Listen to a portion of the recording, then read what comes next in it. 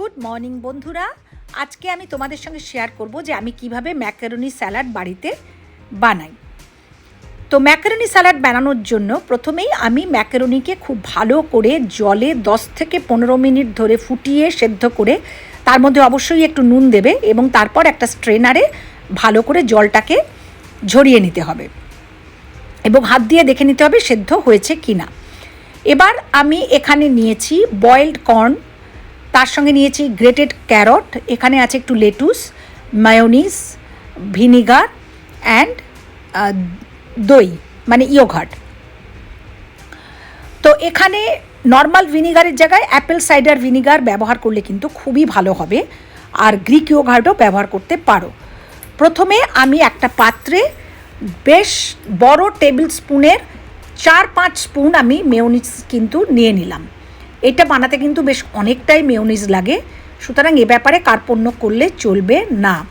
প্রথমে তো আমি 4-5 চামচ নিলামই এবং পরে আবার লাস্টে একটুখানি মেশাতে লাগবে। এবার এটার সঙ্গে আমি নিয়ে নিলাম ফুল ক্রিম দই, প্রায় বড় টেবিল স্পুনের 2 স্পুন, আর একটু বেশি দিলেও কোনো অসুবিধে নেই। এবার এখানে দিয়ে দিলাম ভিনিগার, 2 মুটকি ভিনিগার। তবে এখানে তোমরা যদি অ্যাপেল সাইডার ভিনিগার ব্যবহার করো অনেক ভালো হবে, কিন্তু আমার বাড়িতে এই মুহূর্তে ছিল না বলে আমি নর্মাল ভিনিগারই ইউজ করলাম। এবারে আমি বেশ 2 টিস্পুন ফুল আমি ব্ল্যাক পেপার দিয়ে দিলাম, দিয়ে এবার এটাকে কিন্তু খুব ভালো করে এটাকে মিক্স আপ করতে হবে। এমনভাবে মিক্স আপ করতে হবে যেন একদম 3টে জিনিস খুব ভালোভাবে মিক্স আপ হয়ে যায়। এবারে যখন এটাকে খুব ভালো করে মিক্স আপ করা হয়ে যাবে তখন এর মধ্যে একটু একটু করে, যে অল্প একটু, আমি এখানে দেখো পিঞ্চ অফ সল্ট বলতে পারো, খুব একটা বেশি নয়, একদমই কম। এবার দিলাম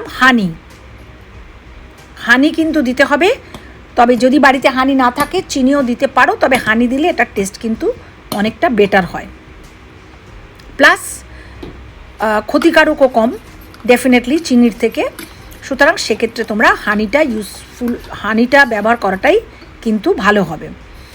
এবার এই মেশানোটা যখন খুব ভালো করে হয়ে যাবে তখন এর মধ্যে অল্প অল্প করে ম্যাকারনি দিয়ে দিয়ে মেশাতে হবে, খুব ভালো করে কিন্তু মেশাতে হবে, কারণ প্রত্যেকটা ম্যাকারনির গায়ে যদি এই ব্যাটারটা না লাগে তাহলে কিন্তু এটা আর খেতে ভালো হবে না। তো দেখো এখানে আমি কি করছি, যদিও আমি একসাথে অনেকটাই ম্যাকারনি নিয়ে নিয়েছি, তবে তোমরা যদি অল্প অল্প করে মেশাও আমার মনে হয় সেটা বেটার হবে।